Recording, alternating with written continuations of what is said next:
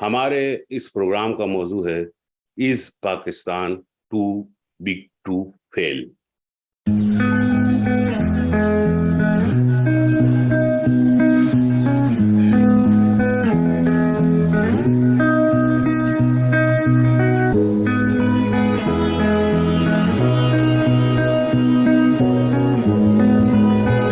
محترم ناظرین کرام، پاکستان کی صورتحال کو مد نظر رکھتے ہوئے آج کے اس پروگرام کا جو موضوع ہے وہ بڑا عام پروگراموں سے بالکل ہٹ کر ہے، اور ہم پاکستان کے اوپر جو اس وقت مصیبت یا مشکلات کے سائے چھائے ہوئے ہیں ان کے اوپر گہری نظر رکھتے ہوئے ایک تجزیہ آپ کے خدمت میں پیش کریں گے ڈاکٹر صاحب کی توسط سے، ڈاکٹر صاحب کی علم کی زیر سایہ، اور اس تجزیے کی بنیاد پر ہم کوشش کریں گے کہ ہم اپنے ناظرین کرام کو ایک حقیقی تصویر دکھائیں۔ منقولات.com پڑھیے دنیا بھر کی خبریں اور معلومات دنیا کی مشہور 3 زبانوں میں، اردو، انگلش اور جرمن میگزین کے ساتھ۔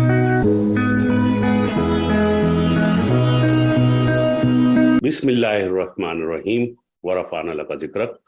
السلام علیکم محترم ناظرین کرام، منقولات پروگرام کے ہم امید کرتے ہیں کہ آپ دنیا میں جہاں کہیں بھی ہوں گے اللہ کے فضل سے خیریت سے ہوں گے، اور آپ کی خیریت کے لیے ہم نیک تمنائیں رکھتے ہیں۔ ہم اپنے پیارے بہت محترم جناب پروفیسر ڈاکٹر اسلم صاحب کو آج کے اس پروگرام میں خوش آمدید کہتے ہیں۔ السلام علیکم ڈاکٹر صاحب۔ وعلیکم السلام جی، بہت شکریہ آپ کا۔ تو سب سے پہلے میں آج اس پروگرام کا جو موضوع ہے وہ آپ لوگوں کے سامنے بتانا چاہتا ہوں۔ ہمارے اس پروگرام کا موضوع ہے از پاکستان ٹو بگ ٹو فیل۔ جیسا کہ موضوع سے ظاہر ہے کہ ہم آج کی صورتحال میں جو معاشی طور پہ پاکستان پہ جو مشکلات کے سائے منڈلا رہے ہیں ان پہ بحث کریں گے۔ ان میں ہم تاریخ کے نظر میں تاریخ کو مد نظر رکھتے ہوئے ہم بحث کریں گے کہ بینک کرپٹ ہونے کی ریاستوں کی کیا وجوہات ہے۔ ڈاکٹر صاحب، میں آپ کو ایک عرض کرنا چاہوں گا، آج کل ایک بیانیہ بڑا جذباتی سا چل رہا ہے۔ جی جی۔ اور جذباتی بیانیہ کیا ہے کہ پاکستان دیوالیہ نہیں ہو سکتا، اور پاکستان ایک جو ہمارے پاس کچھ لوگوں کے میڈیا میں ہی تاثرات ہیں، وہ کہتے ہیں کہ جی پاکستان تو کبھی دیوالیہ ہو ہی نہیں سکتا، اور کچھ لوگ اس کے اگینسٹ میں کہ بھائی پاکستان دیوالیہ ہونے جا رہا ہے، اس کے وہ مختلف۔ لیکن میں اس پہ ایک الگ بات کہتا ہوں کہ میں پاکستان کی بات نہیں کر رہے ہم، بلکہ ہم ریاست پاکستان کی بات کر رہے ہیں۔ جی، پاکستان مملکت خداداد پاکستان اسلامی جمہوریہ پاکستان تمام اس میں رہنے والے مسلمان اور غیر مسلم لوگوں کے ساتھ ایک اکائی اور ایک یونٹ کا نام ہے، جبکہ ریاست پاکستان جو ہے وہ اس اکائی کا ایک چھوٹا سا حصہ ہے۔ تو جو اگر بینک کرپٹ تاریخ کے نظر میں دیکھا جائے، جو ہونے والی ریاستیں بینک کرپٹ ہوتی ہیں، مملکتیں بینک کرپٹ نہیں ہوتی۔ تو اگر ہم بات کریں ذرا سا سوچ کے کہ اس وقت جو ہمارے پاس مصیبت یا مشکلات کے سائے منڈلا رہے ہیں وہ ریاست پاکستان کے دیوالیہ ہونے کے سائے ہیں۔ مملکت پاکستان، مملکت خداداد پاکستان کے پاس ابھی بھی بے انتہا دولت ہے، اور اللہ تعالیٰ نے اس کو ہر طریقے سے اپنی نعمتوں سے سرفراز کیا ہوا ہے۔ اس میں ہم جب آگے بات کریں گے، دوسرا موضوع ہوگا کہ 21ویں صدی میں یا ماضی بعید میں اور ماضی قریب میں جو بین الاقوامی ریاستیں دیوالیہ ہوئیں وہ کون سی ریاستیں تھیں اور ان کی وجوہات کیا تھی، اور پاکستان میں جو تاریخی صورتحال ہے قرضوں کی وہ کہاں سے شروع ہوئی اور کس وجہ سے شروع ہوئی، اور ان کا یہ جو حجم ہے وہ اس وقت کس طرح سے پہنچا۔ ڈاکٹر صاحب، یہ آپ کا سبجیکٹ ہے، آپ ماشاءاللہ اس پہ بہت عبور رکھتے ہیں، تو میں آپ سے گزارش کروں گا، لیکن اس کے ساتھ میں آپ ایک اور موضوع اپنے دوستوں کو متعارف کرانا چاہتا ہوں جو ہم پروگرام کے آخر میں بحث کریں گے کہ دیوالیہ ریاست پاکستان کی دیوالیہ ہونے سے بچنے کے لیے کیا عملی تدابیر मुमकिन हैं जो अभी भी की जा सकती हैं या जो IMF की प्रायोरिटी डिमांड है और उनसे अब नहीं बचा जा सकता, वो हमें हर तौर पे कबूल करना पड़ेंगी अगर हम IMF के पास जाएंगे तो। फिर आखिरी जो मौजू है, अगर रियासत पाकिस्तान खुदा न खास्ता हम ये नहीं चाहते कि दिवालिया हो भी जाती है, तो मुमलिकत पाकिस्तान में रहने वाली जो मुसलमान और गैर मुस्लिम लोग हैं, जो इंसान हैं, उनके ऊपर तबकात के हिसाब से क्या असर पड़ेगा, इस पे हम आखिरी मौजू में बहस करेंगे। मैं इस प्रोग्राम के तवज्जुह से अपने नाज़रीन से बताना चाहता हूं, क्योंकि हमारे पास प्रोग्राम का बहुत वक्त थोड़ा होता है और हम चाहते हैं कि बहुत सारी इल्मी बातें आप तक पहुंच जाएं, लेकिन इसमें यकीनन बहुत सारे सवालात जो है वो रह जाते हैं और वो सवालात हम इस मुख्तसर वक्त में नहीं पूरा कर पाते।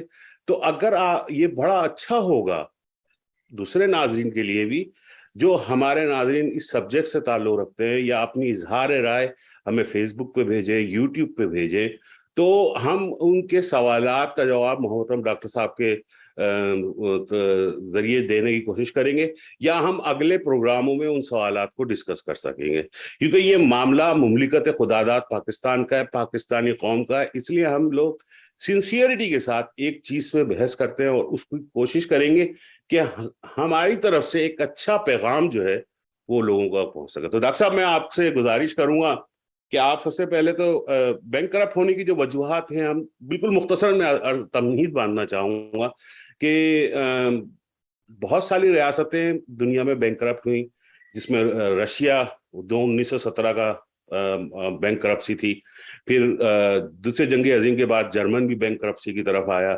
फिर जर्मन जो है वो खुद बैंक करप्ट हो गया या रियासत दिवालिया हो गई थी।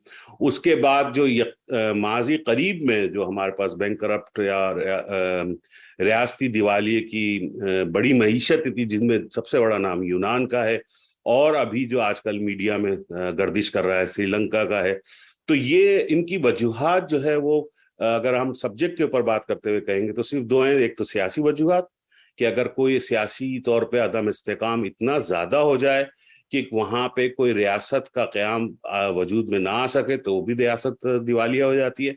और एक माशी वजूहात, जिसमें अगर माशी जो क्रेडिट है या जो उनकी तिजारती खसारा है वो इतना बढ़ जाए कि वो अपने ऊपर लिए हुए कर्जों के बोझ में दबते चले जाएं, तो वो भी माशी दिवालिया की तरफ रियासतें चली जाती हैं। तो इसमें दोनों तरफ जो है इस वक्त पाकिस्तान पे मुसीबत के बादल छाए हुए। डॉक्टर साहब, मैं आपसे गुजारिश करूंगा कि आप सबसे पहले तो यूनान की जो करीब में 21वीं सदी में जो माशी दिवालिया होने के असबाब थे, उस पर थोड़ा सा दिवालिया हो नहीं सकी वो रियासत, लेकिन उस वक्त वो करीब करीब थी दिवालिया होने के, तो उस पर थोड़ा सा एक मुख्तसर सा एक अपना और फिर पाकिस्तान में जो सूरत हाल है उसमें माशी तौर पे दिवालिया होने की वजूहात है, उस पर रोशनी डालिए मोहतरम डॉक्टर साहब। जी बहुत शुक्रिया, आपने ये दो हिस्सों में तकसीम किया। मुझे इजाजत दीजिए मैं एक तीसरी इसमें लगा दूं बात। ये आपने कहा, सही कहा, मुमलिकत खुदादाद पाकिस्तान ये एक नजरिया है, ये एक आइडिया है जिसका ताल्लुक फेथ से है, मुस्तकबिल से है। दूसरी है इकाई जिसकी तरफ आपने इशारा किया, रियासत पाकिस्तान, वजूद है जो पाकिस्तान का। लेकिन तीसरा एलिमेंट है जो हकीकत में किसी मुल्क की तरक्की, खुशहाली या तनज़्ज़ुल का सबब बनता है, और वो होती हैं हुकूमतें। जहां तक वसाइल का ताल्लुक है, हमारे मुल्क में बेशुमार वसाइल हैं, अल्लाह के फजल से कोई कमी नहीं है इसकी। अब हुकूमतों की पॉलिसी की तरफ जाने से पहले मैं आपके सवाल का जवाब देता हूं कि क्यों होती हैं हुकूमतें दिवालिया।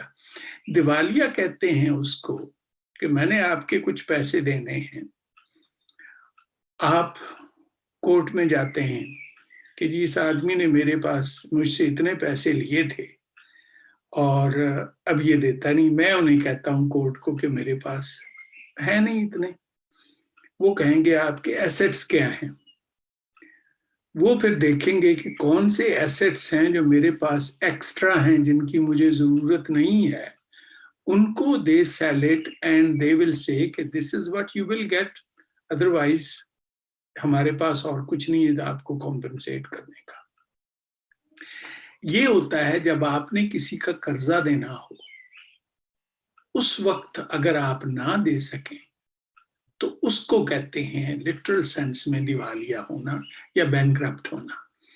یہ اصطلاح جو تھی یہ بینکوں نے ایکچولی شروع کی تھی کہ اگر آپ کے پاس بزنس میں آپ کو پروفٹ نہیں مل رہا، بینک سے آپ نے لون لیا ہوا ہے، تو یو کین ڈکلیئر بینکرپسی۔ یہ پریکٹس آج بھی امریکہ میں چل رہی ہے، بلکہ یورپ میں بھی چل رہی ہے، تاکہ آپ پہ جتنے لائبلٹیز ہیں ان کو ایلیمینیٹ کیا جا سکے یا ان کو ٹرانسفارم کر دیا جائے کسی اور صورت میں۔ ہمارے ساتھ جو ہوا، یا جو آپ نے یونان کی مثال دی، یونان از ناٹ اے پور کنٹری۔ یونان کے پاس بھی اپنے زرعی دوسرے کافی معاشرہ مسئلہ کیا ہوا وہاں پہ، معاشی مسئلہ یہ ہوا کہ حکومت کی پالیسیز ایسی تھیں کہ جن کی وجہ سے وہی ہوا کہ ان کو جب ضرورت پڑتی تھی گولڈ ریزرو اپنے انہوں نے نہیں لیے۔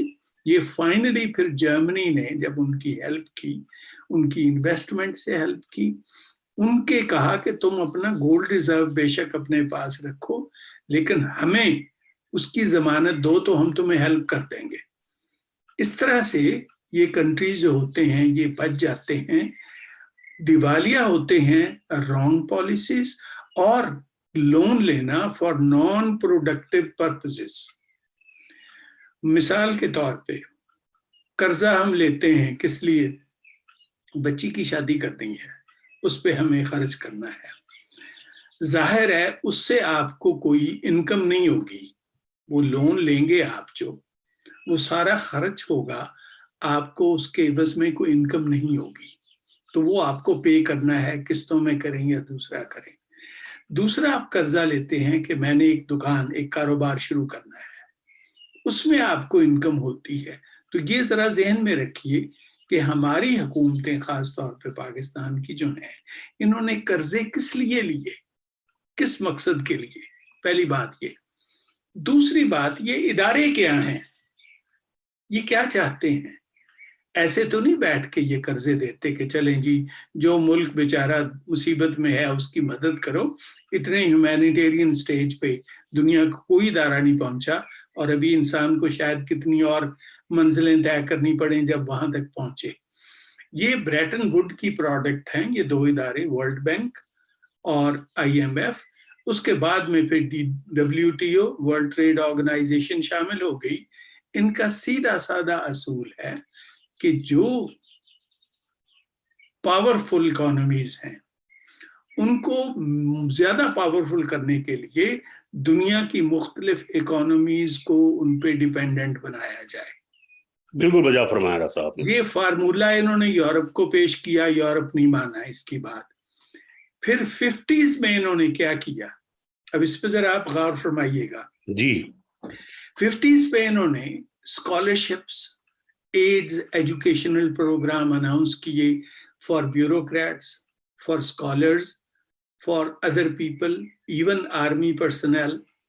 یہ مختلف انسٹیٹیوشنز پہلے برٹن میں تھے، پھر امریکہ میں شروع ہو گئے، جن پہ آپ کے بیوروکریٹس کو، آپ کے ٹیچرز کو، آپ کے ایون لیٹر آن جرنلسٹ کو، آپ کے آرمی آفیسرز کو بلایا جاتا تھا۔ جہاں ان کو اور ٹریننگ دی جاتی تھی وہاں ان کو سیکرٹ بتائے جاتے تھے کہ ہماری اکانومی کی ترقی کا راز کیا ہے، اور اس راز میں جو چیز سر فہرست ہوتی تھی وہ ہوتی تھی investment and loans. Development oriented ایک ایگریکلچر کا یا انڈسٹریل سوسائٹی کا آئیڈیا جو ہوتا ہے، it can not function without loans and without long term planning. یہ سبق دے کے ہمارے بیوروکریٹس آتے ہیں۔ وہ چونکہ پالیسیز بناتے تھے تو آپ دیکھیں گے کہ افریقہ اور ایشیا کنٹری میں ان کے کلائنٹس زیادہ ہو گئے، ورلڈ بینک کے اور IMF کے۔ پاکستان سب سے پہلے دسمبر 1958 میں، ایوب خان کی گورنمنٹ تھی اس وقت، اس نے ایک یہ سائن کیا، قرضہ نہیں لیا، صرف سائن کیا تھا کہ یہ ہمیں جب ضرورت ہوگی تو ہم قرض لے لیں گے۔ 1965 मार्च में हमने पहली दफा कर्ज लिया। उसके बाद एक हमें सिलसिला नजर आता है 1972 में, 72, 73, 74, 77, 4 दफा उस वक्त पाकिस्तान पीपल्स पार्टी की हुकूमत थी, तो ये इन्होंने 4 दफा ये IMF से कर्जे लिए, और कर्जे वही थे स्ट्रक्चरल एडजस्टमेंट के लिए और नॉन प्रोडक्टिव इंपोर्ट्स के लिए। ऐसी चीजें इंपोर्ट करना जिनकी मुल्क की इकोनॉमी को जरूरत नहीं थी, लेकिन शायद आपके कुछ इदारों को जरूरत थी उन चीजों की, उसके लिए हमने कर्जे लिए। उसके बाद फिर पीरियड आता है ज़ियाउल हक का, ट्वाइस। हालांकि उस वक्त ज़ियाउल हक was fighting the war of Americans इन अफगानिस्तान, लेकिन 2 दफा उन्होंने भी IMF से कर्जा लिया। उसके बाद तो फिर ये जो मैं इसको म्यूजिकल चेयर्स कहता हूँ, ये जो पीपल्स पार्टी और PMLN की हुकूमतें नहीं हैं मुशर्रफ के आने तक, इन्होंने तो कोई मतलब अंदाजा ही नहीं आप कर सकते कि कितनी दफा IMF का दरवाजा खटखटाया है और वहां से कर्जे लिए हैं। मुशर्रफ ने 1 दफा लिया है 2008 में, उसके बाद फिर गिलानी साहब आ गए, उन्होंने तो क्रॉस कर दी, बिलियंस तक उस वक्त जा पहुंचे जो हमने लिए। ये सिलसिला चलता रहा। अब सूरत हाल क्या होती है ये जानना जरूरी है हमारे व्यूअर्स के लिए। IMF या वर्ल्ड बैंक आपको कर्जा देता है तो वो समझता है कि आप वापस करेंगे इसको। बाज़ औक़ात उसे पता होता है कि आप वापस नहीं कर सकेंगे, लेकिन क्लाइंटेल कायम रहेगी, आप इंटरेस्ट देते रहेंगे हमें। जी बिल्कुल। उसकी शर्तें क्या होती हैं? दैट इज डेंजरस पार्ट जिसकी तरफ मैं आ रहा हूं। जी, अगर आप अपने किसानों को सब्सिडाइज कर रहे हैं किसी चीज का, किसान को बताने के लिए कि तुम्हारी फसल जो आएगी जब आएगी, लेकिन कुछ हमसे पैसा ले लो ताकि तुम दिल लगा के अच्छी तरह से मेहनत करके बीज भी हम तुम्हें प्रोवाइड कर देंगे, कुछ मोटर मशीनें भी दे देंगे, कुछ और भी कर देंगे ताकि तुम्हारी फसल बेहतर हो जाए। सबसे पहले वो ये कहते हैं कि आप सब्सिडीज खत्म करें। सही। घाना की मैं मिसाल देता हूं। घाना was not only self sufficient in rice production, बल्कि एक्सपोर्ट भी करता था। घाना को कर्जा दिया गया इस शर्त पे कि आप फार्मर्स को सब्सिडी नहीं देंगे। नतीजा क्या हुआ? घाना की राइस प्रोडक्शन इतनी कम हो गई कि उसने इन्हीं कंट्रीज से जिन्होंने कर्जे दिए थे राइस इंपोर्ट करना शुरू किया। अपने उसके जितने किसान थे सब थे नॉर्थ से साउथ की तरफ चले गए, और पता नहीं उनके साथ जो जो कुछ हुआ, दैट्स ए सैड स्टोरी। तो सबसे पहला वो ये काम करते हैं कि कौन सा तबका है इस मुल्क में ऐसा जिसको ये लिफ्ट कर रहे हैं ताकि वो कंट्री की प्रोडक्शन में मदद दे सके। अगर आप मसलन आपने टैरिफ लगा दिया है कि हमारी जो है टेक्सटाइल इंडस्ट्री, इस पे हम अगर कपड़ा इंपोर्ट करेंगे तो उस पे ड्यूटी लगाएंगे, वो कहेंगे वो हटा दें। आप ओपन मार्केट का कॉन्सेप्ट इस्तेमाल करें, कंपीट करने दें अपनी। वो बाज़ औक़ात हम खुश भी हो जाते हैं सुन के कि हम किसी से कम है, अगर हमारा कपड़ा अच्छा है तो डेफिनेटली वर्ल्ड मार्केट में वो कंपीट करेगा, लेकिन होता ऐसे नहीं है। इसलिए कि लेटेस्ट टेक्नोलॉजी उनके पास है, और जिस तरह से उनकी प्राइसेस होती हैं हर चीज की, आप छोटी से छोटी मिसाल ले लें, सुई से लेके जहाज बनाने तक की ले लें, लेटेस्ट टेक्नोलॉजी के साथ जो चीज डेवलप होती है, प्रोड्यूस होती है, उसकी प्राइस कम होती है। तो सबसे पहले तो आप कहेंगे कि आप प्रोटेक्शन जो दे रहे हैं अपनी इंडस्ट्री को, इसको हटाएं। दूसरी बात हो गई। तीसरी बात, ये जो कर्ज है ये आप इंपोर्ट्स के लिए यूज करेंगे, اتنا حصہ اس کا آپ اسٹرکچرل ایڈجسٹمنٹ جس کو کہتے ہیں، جی جی، یعنی اس میں آپ کو مشیر منگوانے پڑیں گے جو آپ کو آ کے بتائیں گے کہ اس سیکٹر کو یہ دے دیں، اسٹیٹ بینک کو ایڈوائزر آپ کا دینا پڑے گا۔ تیسرا کام جو یہ کرتے ہیں وہ کہتے ہیں کہ اپنی کرنسی ڈی ویلیو کیجیے۔ اپنی کرنسی جب آپ ڈی ویلیو کرتے ہیں تو ان ملکوں کی کرنسی کی ویلیو بڑھ جاتی ہے۔ جی ہاں، you pay more to them then you get back, اور آپ کی کرنسی کی قیمت جب کم ہو جائے گی تو آپ کی اپنی چیزیں مہنگی ہو جائیں گی اپنے ملک میں۔ جی ہاں، That is another way of controlling your economy۔ یہ میں نے چند ایک آپ کو مثالیں دی ہیں، اور بہت سی مثالیں ہیں ایسی جو دے کے میں یہ بتا سکتا ہوں آپ کو کہ یہ کوئی فری ایسا یا کوئی ایسی بات نہیں ہے کہ بالکل صحیح فرمایا، کے لیے دیز آر شاپس۔ جی ہاں، اگر آپ کسی سے بات کریں جا کے نیو یارک سٹی میں، یونائٹڈ نیشن میں نے UNDP سے ان لوگوں سے بات کی تو وہ کہنے لگے yes, World Bank is a shop.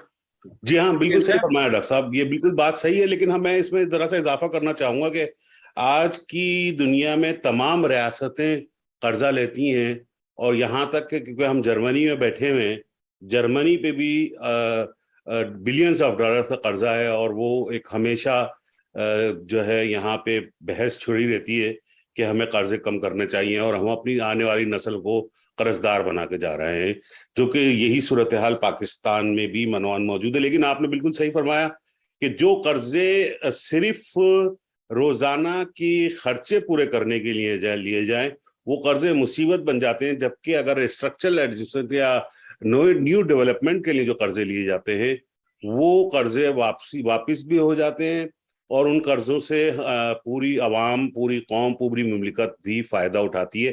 لیکن بدقسمتی سے ہم نے پچھلے چند سالوں میں، جس میں ہم پچھلے 25 سالوں کا ذکر کرتے ہوئے بہت افسوس ہوتا ہے کہ ہم نے قرضے روزانہ کی مد میں اپنا خرچہ چلانے کے لیے اور وہ قرضے جو وہ اتنا بڑھ چکے ہیں کہ آج IMF ہمیں ایک اپنی تمام شرائط منوانے کے لیے ہمیں سرنگو کر چکا ہے، گھٹنے ٹکوا چکا ہے۔ اس کی صرف میں یا آپ نہیں کہہ رہے، بلکہ اس کی تائید جو ہے وہ پاکستان کے جو بڑے بڑے اکنامکس ہیں، جس میں FBR کے سربراہ ڈاکٹر شبر صاحب نے بھی یہ بیان دیا، اور پھر اسٹیٹ بینک آف پاکستان کے ڈاکٹر مرتضی صاحب نے بھی اسی طریقے سے کہا، اور پھر مختلف جو انسٹیٹیوٹس ہیں پاکستان کے یا ورلڈ بینک کے جو انسٹیٹیوٹس ہیں اس میں بھی بتا رہے ہیں۔ تو صورتحال کچھ اس طریقے سے بن رہی ہے اس وقت پاکستان کی معاشی صورتحال کے تجارتی خسارہ جو ہے وہ پاکستان کا اس وقت جو ہے 1.5 گنا ہے، یعنی کہ وہ 1 روپے کی چیز ہم ایکسپورٹ کر رہے ہیں اور تقریباً 1 روپے 70 پیسے کی چیزیں ہم امپورٹ کر رہے ہیں۔ تو تجارتی خسارہ جو ہے وہ بہت زیادہ بڑھ چکا ہے۔ کرنٹ اکاؤنٹ خسارہ بھی اس وقت پاکستان کا سب سے زیادہ پیک پہ ہے، اور ہمارے پاس کرنٹ اکاؤنٹ میں، جیسا کہ آپ نے سونے کے ذخائر کا ذکر کیا، وہ بہت زیادہ کمی کا شکار ہیں۔ کیونکہ میں سبجیکٹ سے متعلق نہیں ہوں، اس لیے میں اس کے اعداد و شمار یہاں پہ نہیں دوں گا کیونکہ اس میں غلطی کا احتمال ہے، تو لیکن یہ اعداد و شمار موجود ہیں۔ اس کے علاوہ IMF جو ہے وہ اپنے شرائط جو پچھلے چند سالوں سے منوانا چاہ رہی تھی، جس میں خاص طور پر ریاستی اداروں کی کٹوتی شامل تھی، وہ ابھی تک کوئی بھی سیاسی قوت اس کے اوپر عمل پیرا نہیں ہو سکی ہے، اس کو اس طریقے سے نہیں کر سکی ہے۔ اس وجہ سے IMF بھی یا مختلف مالیاتی بینک جو ہیں وہ پاکستان کو اگلے قرضوں کے لیے ایک مستحکم ریاست قرار دینے کے لیے تیار نہیں ہے، جس کی وجہ سے ابھی کچھ 2 دن پہلے ہی مودی کی رینکنگ جو ایک، یعنی کہ ہر ایک نام جانتا ہے مودی جو کہ قرض داروں کے لیے ایک رینکنگ کرتا ہے، تو وہ رینکنگ جو ہے گڈ سے نکل کے وہ بیڈ کی طرف جا چکی ہے، یعنی اس کا بہت زبردست طریقے سے یہ ایک پاکستان کے لیے ایک بہت بڑا ریاست پاکستان کے لیے ایک بہت بڑا اگلا قرض حاصل کرنے کے لیے ایک نیگیٹو قسم کا معاملہ تھا۔ اور پھر ہمارے پاس سیاسی عدم استحکام جو ہے وہ بڑھتا جا رہا ہے۔ تو اب سوال جو میری نظر میں یہ نہیں رہا کہ ہم کس بلاک میں جاتے ہیں، روس کے پاس جاتے ہیں یا امریکہ کے پاس جاتے ہیں. سوال یہ رہا ہے کہ کیا سیاسی قوتیں اس قابل ہیں کہ وہ ریاستی اداروں کی کٹوتی کر سکیں گی؟ ایک تو یہ سوال ہمارے پاس آ گیا. لیکن ہم سمجھتے ہیں کہ ہمارے پاس دیکھتے ہوئے نظر آتا ہے کہ سیاسی قوتیں اس قابل نہیں ہیں پاکستان میں کہ وہ ریاستی اداروں کے کسی معاملے میں کٹوتی کر سکے. لیکن دوسرا سوال یہ پیدا ہوتا ہے کہ پھر ہمیں، جیسے آپ نے فرمایا کہ یونان میں جرمنی نے ایک دم سے مدد کی تھی، تو ہمارے پاس ایسا کون سا دوست ہے جو ہماری اس صورتحال میں مدد کرے گا؟ تو ذرا سے ان دونوں باتوں پہ اگر آپ چاہیں تو مختصراً روشنی ڈال سکتے ہیں ڈاکٹر صاحب. بہت شکریہ جزاک اللہ. پہلے تو میں عرض کروں گی، اکثر کہا جاتا ہے کہ جی کون سا دنیا کا ملک ہے جو قرض نہیں لیتا. آپ نے جرمنی کی مثال دی. اب تھوڑا سا فرق سمجھانے کی کوشش کرتے ہیں ہم اپنے ناظرین کو. جی ہاں، یہ ملک کس سے سب سے زیادہ قرض اگر آپ دیکھیے اس وقت تو امریکہ پہ خود ہے. اگر آپ ان کے لون، لیکن وہ کن سے قرض لیتے ہیں؟ وہ کسی بیرونی ادارے سے قرض نہیں لیتے، وہ اپنے بینکوں سے قرض لیتے ہیں. اسی طرح جرمنی نے برٹن سے قرض نہیں لیا، فرانس سے قرض نہیں لیا، امریکہ سے قرض نہیں لیا. یہ ان کے اپنے فائنینشل انسٹیٹیوشنز ہیں which are independent، ان سے قرض لیتے ہیں. اب آپ سمجھیے، جی ہاں. ہم قرض لیتے ہیں ان فورن ایکسچینج. یہ اگر قرض لیتے ہیں وہ امریکی لیتے ہیں ڈالر میں، ان کی اپنی کرنسی ہے. یورپینز لیتے ہیں یورو میں، ان کی اپنی کرنسی ہے. ہم لوگ ڈالر میں یا یورو میں قرض لیتے ہیں اور اسی طرح ہم کو پھر واپس کرنا ہوتا ہے اس کو. دوسری بات، ریشو جو ہماری ہے وہ 1.5 گنا سے زیادہ ہے. اگر ہم $1 ایکسپورٹ کرتے ہیں جی ہاں تو $2.30 ہم امپورٹ کرتے ہیں.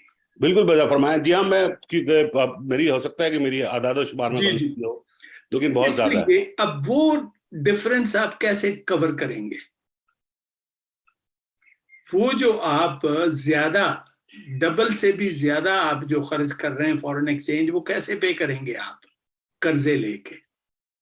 اور وہ ایسے قرضے ہوں گے جو آپ کے لیے نہ کوئی پروڈیوس کر سکیں گے چیز، نہ آپ کے لیے کوئی ایسے ریسورسز لا سکیں گے. That is just giving with one hand and giving it away, getting it in one hand and giving it away from the other hand. جی ہاں بالکل بجا فرمایا. ہاں جی، تو یہ آپ نے بالکل صحیح اس کا تجزیہ کیا. اب سوال یہ ہے کہ جو ہم دیکھتے ہیں کہ ہم ان سے کیسے جان چھڑائی جا سکے. یہ جو آپ نے بتایا ہے کہ ہمارے ملک میں یہ ایک عجیب و غریب دستور ہے کہ ہم اگر ٹیمپریری طور پہ ایک ادارہ نیا بناتے ہیں تو وہ مستقل ہو جاتا ہے، وہ قائم ہو جاتا ہے. اتنے منسٹرز ہیں اس وقت اس ملک کو چلانے کے لیے. جب یہ ملک اکٹھا تھا، ہمارے پاس ایسٹ پاکستان بھی تھا، اس وقت بھی 10-12 سے زیادہ ہمارے منسٹر نہیں ہوتے تھے. بالکل بجا فرمایا. اب آپ نے ڈیوولوشن بھی کر دیا ہے آف پاورز کا، آپ نے بے شمار سبجیکٹس پروونسز کو دے دیے ہیں.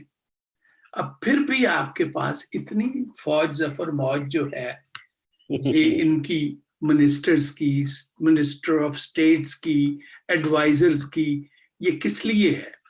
اس کی ایک وجہ تو سمجھ آتی ہے کہ گورنمنٹ سٹیبلز نہیں ہیں، کولیشن گورنمنٹس ہیں.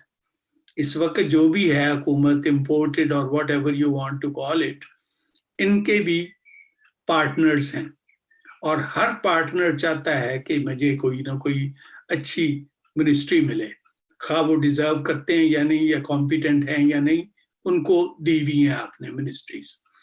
تو نتیجہ کیا ہوتا ہے کہ جو ود ان اسٹیٹ ایکسپینس ہوتا ہے جس پہ آپ ریڈیوس کر سکتے ہیں وہ بڑھ جاتا ہے پہلے سے بھی.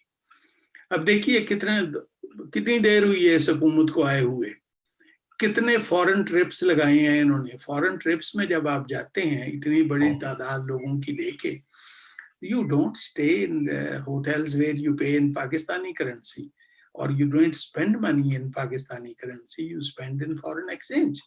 صحیح فرمایا آپ نے.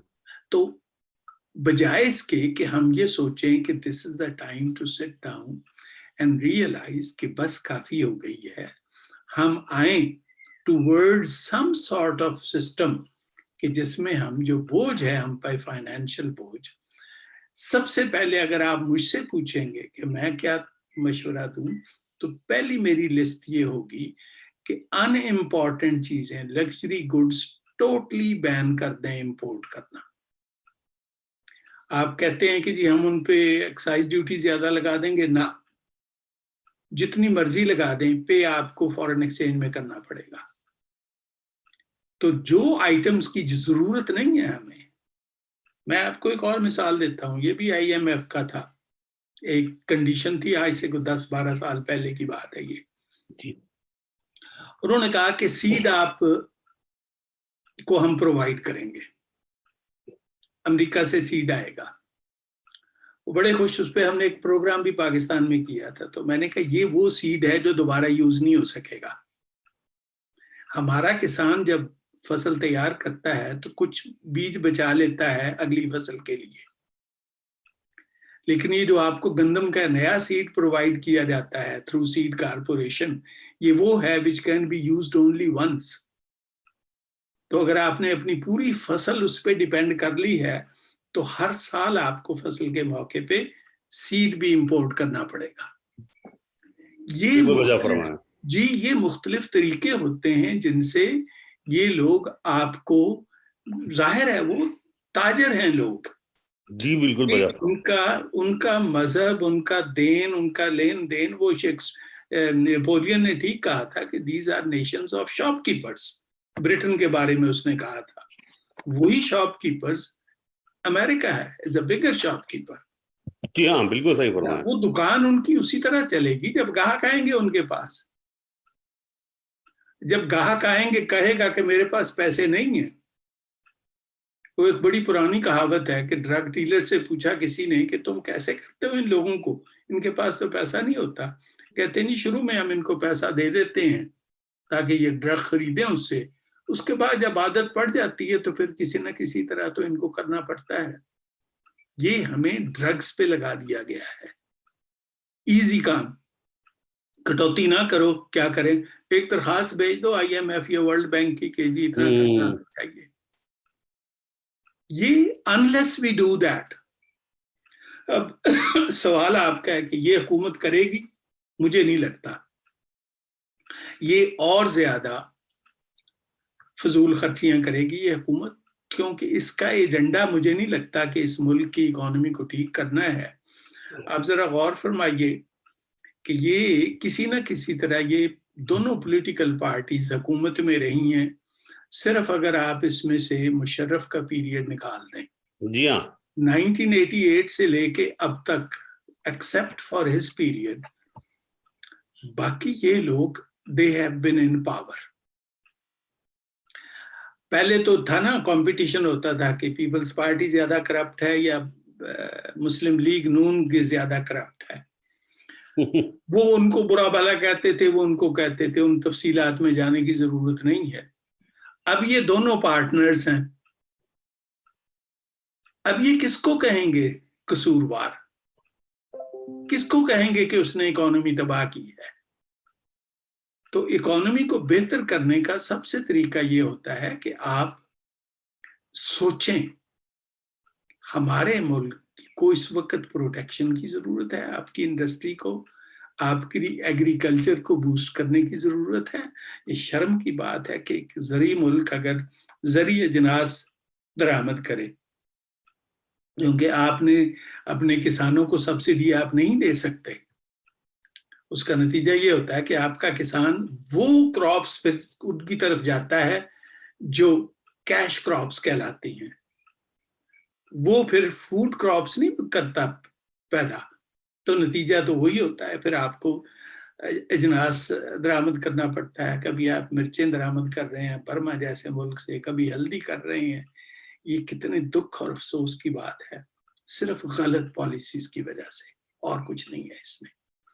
تو یہی میں عرض کروں گا کہ اب بھی پاکستان میں اتنی طاقت ہے، اللہ تعالیٰ نے دی، ریسورسز اتنے ہیں کہ بچایا جا سکتا ہے اس کو دیوالیہ ہونے سے، اگر آپ चंद एक मेजर्स कर लें अपने जितने हवारी हैं। बल्कि मेरा तो ये ख्याल था कि ये हुकूमत को अब इनको टेक्नोक्रेट्स की हुकूमत लानी चाहिए कुछ देर के लिए, जो किसी सियासी मकसद के तहत नहीं, मुल्क को चलाएं अपने तजुर्बे और अपने काम की रोशनी में, एक्सपर्ट्स हों जो कहें कि let's first take care of the economy, उसके बाद आप इलेक्शन अनाउंस करें, हुकूमत करें, कुछ करें। क्योंकि ये हुकूमत जो इस वक्त है ये इज नॉट कॉम्पिटेंट इनफ, क्योंकि बिगाड़ा सारा इन्होंने काम है। जी हाँ, बिल्कुल वजह फरमाया आपने जी।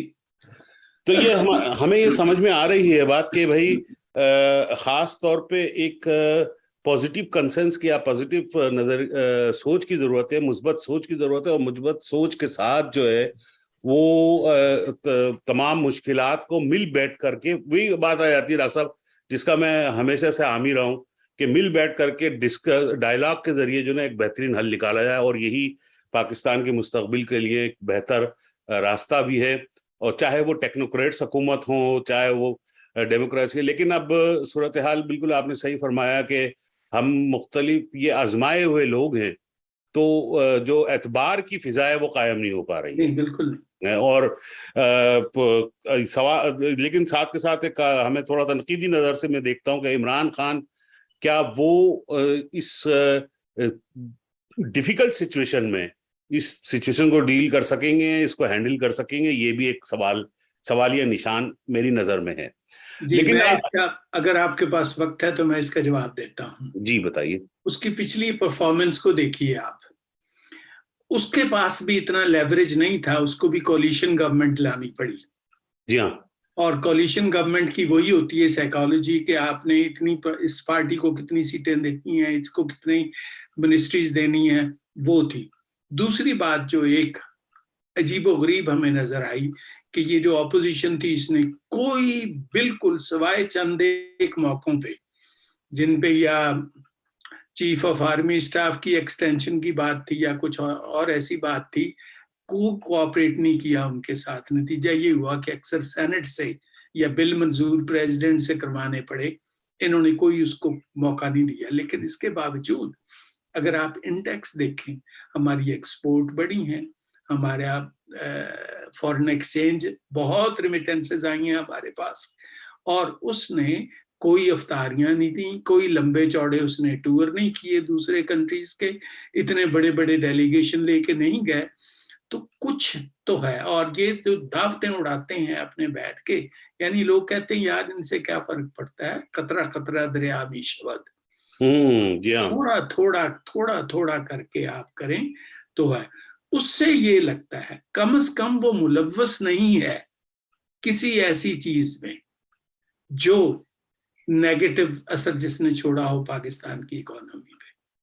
जी हाँ, बिल्कुल सही फरमाया। ये नहीं, इस बात का मैं भी कायल हूँ, इस बात का मैं भी कायल हूँ। लेकिन हालात की जो सख्त तरीन सूरत हाल है, इसमें सब लोगों को एक साथ मेरी नज़र में मिलकर जद्दोजहद करना पड़ेगी मुमलिकत खुदादाद पाकिस्तान के लिए। लेकिन एक बात फिर आखिर में हम करते चलेंगे कि इस वक्त अगर पाकिस्तान में देखा जाए, सही आदाद शुमार अगर वर्ल्ड बैंक के मेरे सामने हैं, तो लोअर क्लास, जो कि लोअर क्लास की डिफिनीशन वर्ल्ड बैंक ये करता है जो कि दिन में $1.90 से ज्यादा उनकी कम आमदनी हो या उसके बराबर उनकी आमदनी हो, तो वो लोअर क्लास कहलाती है। इस वक्त जो पाकिस्तान में 22 करोड़ आवाम की जो है हालत, उसमें मेरे लिहाज से अगर सही तरीके से देखा जाए तो 60% से ऊपर या 70% के करीब करीब जो लोग हैं वो गुर्बत की सतह से नीचे रह रहे हैं, जो जिनकी आमदनी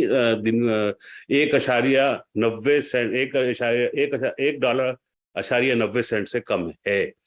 और पाकिस्तान में जो एलिट क्लास है उनकी जो अगर हम उसका लगाते हैं तो वो पाकिस्तानी आबादी के 0.6% हैं।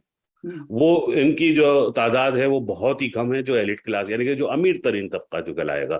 फिर उसके बाद पाकिस्तान में मिडिल क्लास या अपर मिडिल क्लास जो कि $300 से ज्यादा अपनी माहाना आमदनी रखते हैं, उनकी भी जो तादाद है वो पिछले दिनों बढ़ी है। उसके एक वजह ये भी हुई है कि कंज्यूमर मार्केट में थोड़ी सी चेंजेस आई हैं, लोगों ने خریداری کم کری ہے یا کنزیومر مارکیٹ جو بہت زیادہ سستی ہو گئی ہے. چائنا نے اپنی ایکسپورٹ کو اتنا زیادہ بڑھایا کہ پوری دنیا میں کنزیومر مارکیٹ جو ہے وہ بہت زیادہ کریش ہو کے اور بہت زیادہ نیچے اس کی قیمتیں آ گئی تھی پچھلے دنوں میں. تو پاکستان میں جو مڈل کلاس ہے اس کا جو رجحان ہے وہ بڑا ہے. تو وہ بھی لیکن جو $300 سے ابو ماہانہ اٹھاتے ہیں یا کماتے ہیں ان کی بھی تعداد انڈر 7% ہے. اب یہ سمجھ میں ہمیں آ رہا ہے کہ اگر کٹوتی ہوتی ہے تو غریب آدمی سے آپ کیا کٹوتی کرو گے؟ جی آپ نے صحیح فرمایا. دیکھیے بات یہ ہے کہ آپ اپنی اکانومی کو لائیں ان لوگوں کے قریب ان کے بینیفٹ کے لیے جو 60 to 70% ہے. آپ کبھی پاکستان کے کسی سپر مارکیٹ میں چلے جائیے, جی ہاں, آپ دیکھیے کہ امپورٹڈ چیزیں جو ہیں وہ غریب آدمی کے لیے ہیں. بلیوں کتوں کے شیمپو نہلانے کے لیے ان کی فیڈ, پانی آپ نے امپورٹڈ رکھا ہوا ہے, دودھ آپ امپورٹ کرتے ہیں, بٹر آپ امپورٹ کرتے ہیں, بے شمار چیزیں, کھانے تک کے کنٹینرز اور یہ جو ہوتے ہیں کینز, جی ہاں, ان پہ آپ کا زر مبادلہ خرچ ہوتا ہے.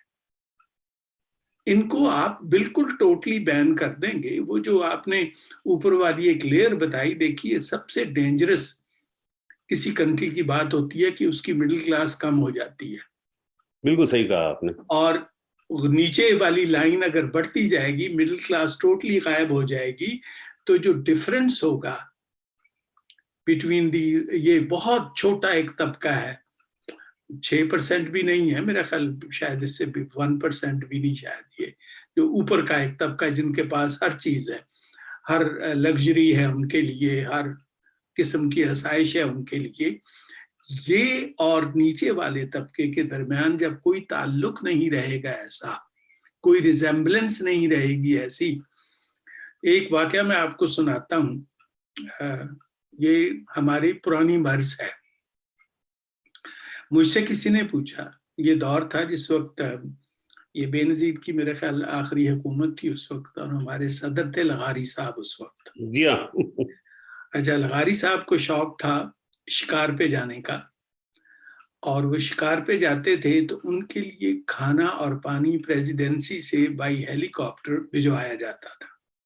سبحان اللہ, سبحان اللہ. مجھے کسی نے پوچھا, کسی فورن جرنلسٹ نے پوچھا کہ ڈیموکریسی کب آئے گی پاکستان میں. میں نے کہا جس دن ہمارا صدر یا وزیر یا وزیر اعظم اسی گلاس اسی گھڑے سے پانی پیئیں گے جس سے عام آدمی پیتا ہے, اس دن ملک میں ڈیموکریسی میں سمجھو گا ہے. یہی بات. یہ آپ نے جو کیا ہے نا, ان کے ہاسپٹلز الگ ہیں, بلکہ ہیں ہی نہیں ملک میں. ان کے بچوں کے لیے تعلیمی ادارے ملک میں نہیں ہیں, باہر ہیں. ان کے لباس ملک سے نہیں, باہر سے آتے ہیں. یہ آپ کب تک لوگوں کو دھوکہ دیں گے کہ یہ جمہوریت ہے؟ کب تک؟ ایک دن آپ کو ڈیسائیڈ کرنا پڑے گا. پھر لوگ صحیح کہتے ہیں کہ تمہارے کنٹریز کے انسٹیٹیوشنز اگر اتنے اچھے ہوتے تو لوگ علاج کے لیے باہر کیوں جاتے؟ جی ہاں, بالکل بدہ فرمایا. ہاں, تو ان کو جب آپ کریں گے بوسٹ, ان کی جب آپ بہتری کی طرف جائیں گے تو لوگ کہیں گے کہ ہاں, this is our country, this is where we belong to, اور ہمیں اس کے لیے کرنا چاہیے. جب لوگ یہ دیکھتے ہیں کہ جو ٹیکس نہیں دیتے, جو چور ہیں, جو بدماش ہیں, ڈاکو جی ہیں, ہاں, قاتل ہیں, ان کو تو اتنی بڑی بڑی مراحت مل رہی ہیں, حکومت ان کے خلاف کیا, حکومت انہیں کی ہے, جی ہاں, عدالتیں ان کو کچھ نہیں کہتی, پولیس صحیح بات ان کو ہے. کچھ نہیں کہتی, تو پھر مجھے کون سا انسینٹیو ہے؟ اس غریب آدمی کو آپ نے کیا انسینٹیو دیا ہے کہ وہ آپ کے لیے ملک کے لیے کام کرے یا اپنی فیملی کے لیے کرے؟ وہ کہے گا کہ ایک جوائن کر لو گینگ, آپ بھی ایک. جی ہاں, آپ نے بالکل زبردست بات کہی. گینگ کا لفظ, گینگ کا لفظ یہ ہے, یہ ایک ایلیٹ کلاس جو ہے یہ ایک انٹرنیشنل گینگ ہے. گینگ ہے بالکل. ہم نے ابھی بطور خاص مشاہدہ کرا کہ روس اور یوکرائن کی جنگ میں جو سب سے پہلے جو ایلیٹ کلاس تھی, جسے اولیگار, رشین اولیگار اور یوکرائن کے جو اولیگار تھے, وہ سب کے سب جو ہے نکل کے وہاں سے چلے گئے اور وہ انہوں نے اپنی سیف پلیسز یعنی کہ جرمنی، فرانس اور امریکہ میں اپنی جگہیں ڈھونڈ لی. خیر اور میں آپ کو یقین کے ساتھ کہہ سکتا ہوں ڈاکٹر صاحب کہ پاکستان میں جو آج کل شور مچ رہا ہے خانہ جنگی ہو جائے گی، خانہ جنگی ہو جائے گی، خانہ جنگی ہوگی تو غریب کا ہی گلا کاٹے گا. ایلیٹ کلاس اپنے اپنے چارٹر طیارے لے کے کب کی کہاں پہ اور اپنے اپنے جزائروں پہ بیٹھ کے جو ہے وہ خبریں سنا کرے گی. تو یہ بات تو کلیئر ہے کہ ہمارے پاس جن لوگوں کے وسائل نہیں ہیں پاکستان سے نکلنے کے، وہ جو ہے اس مصیبت کے ساتھ ان کو گزارا کرنا پڑے گا. بلکہ باقی جو لوگ جن کے وسائل ہیں یا تو انہوں نے اپنے وسائل پاکستان سے اب نکال لیے یا وہ تیاری کرے بیٹھے ہیں کہ جیسی جو ہے مصیبت کا وقت آئے گا ہم لوگ نکل جائیں گے یا چلے جائیں گے. نہ ان کو کہیں پہ ویزوں کا مسئلہ ہے، نہ ان کو کہیں پر اسٹے کا مسئلہ ہے. یہ ہر جگہ ہر ملک میں ان کو خوش آمدید کہا جائے گا کیونکہ یہ ارب پتی کھرب پتی ہیں اور یہ انٹرنیشنل ایلیٹ گینگ کے ممبرز ہیں. تو یہ ایک بات ہے، اس پہ کوئی دو رائے نہیں ہو سکتی. لیکن یہ بات ہے ڈاکٹر صاحب کہ اگر ایک غریب آدمی پہ اب جو 70% لوگ ہیں ان پہ اگر کٹوتی کرتے بھی ہیں تو پھر بھی آپ ان کو مزید ان کا یعنی کہ سانس لینے کی جو ہوا ہے اس کو اور کم کر سکتے ہیں، لیکن آپ وہاں سے کچھ نہیں لگا سکتے. تو اس کا مطلب یہی ہے کہ اگلی کٹوتیاں یا اگلی پریشانیاں یا مصیبتیں جھیلنے جو ہوں گی وہ مڈل کلاس کو پاکستان میں اب جھیلنا پڑیں گی، جس میں مختلف چیزوں کی قیمتیں بھی بڑھ جائیں گی اور ان کے رہنے کی جو صورتحال ہے وہ اور مزید خراب ہوتی چلی جائے گی اور ان کو ایک مزید جدوجہد کے راستے پہ چلنا پڑے گا. تو خیر اللہ تعالیٰ سے دعا ہے کہ مملکت خداداد پاکستان سلامت رہے اور ریاست پاکستان جو اس وقت مصیبتوں سے گزر رہی ہے وہ ان کے جو ارباب اختیار ہیں ان کو اللہ تعالیٰ عقل اور سمجھ عطا فرمائے کہ وہ ایک صحیح فیصلے کر سکیں اور پاکستان کا اللہ تعالیٰ حافظ و ناظر ہو.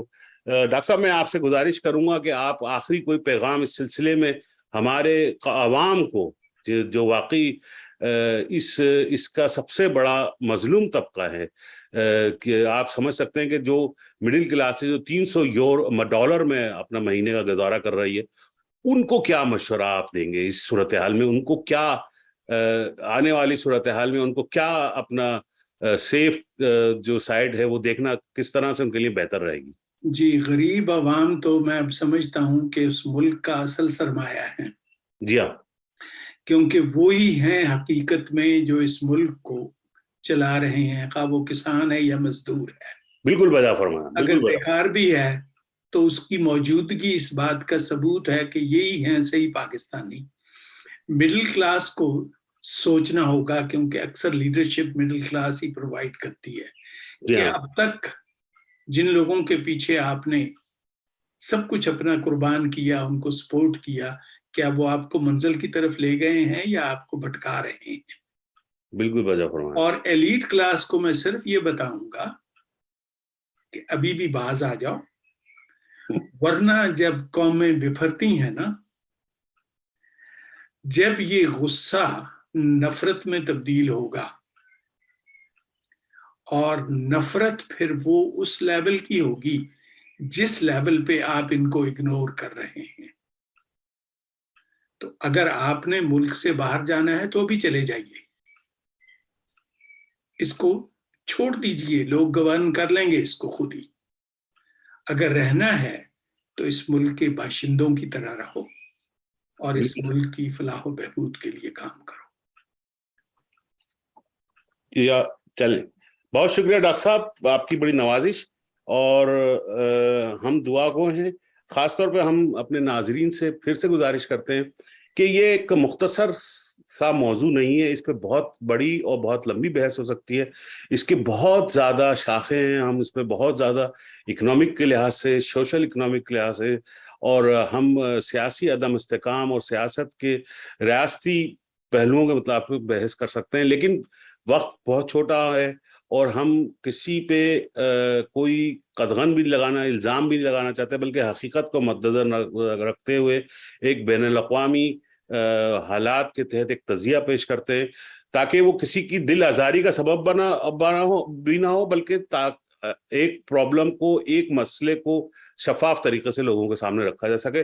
اس لیے میری آپ لوگوں سے بہت زیادہ گزارش ہے، سامعین کرام، ناظرین کرام، کہ آپ لوگ اس پروگرام کو دیکھیں اور آپ اپنے سوالات ہمیں بھیجیں، کیونکہ ہم جو معلومات آپ تک پہنچا رہے ہیں وہ معلومات آپ تک صحیح پہنچ رہی ہیں۔ اس کا یہ فیڈ بیک ہمارے پاس بہت ضروری ہے اگلے پروگراموں کے لیے، اور اس میں کیا کمی یا بیشی ہے، یا ہم کس طرف جو ہے اپنی پروگرام کا جو فوکل پوائنٹس ہیں ان کو ہم کس طرح سے زیر بحث لائیں۔ اس سلسلے میں ہم آپ سے گزارش کرتے ہیں کہ آپ فیس بک پہ، یوٹیوب پہ ڈاکٹر صاحب کو ڈائریکٹ بھی، مجھے بھی ڈائریکٹ بھی کانٹیکٹ کریں اور اپنے قیمتی آراء سے بیان کریں۔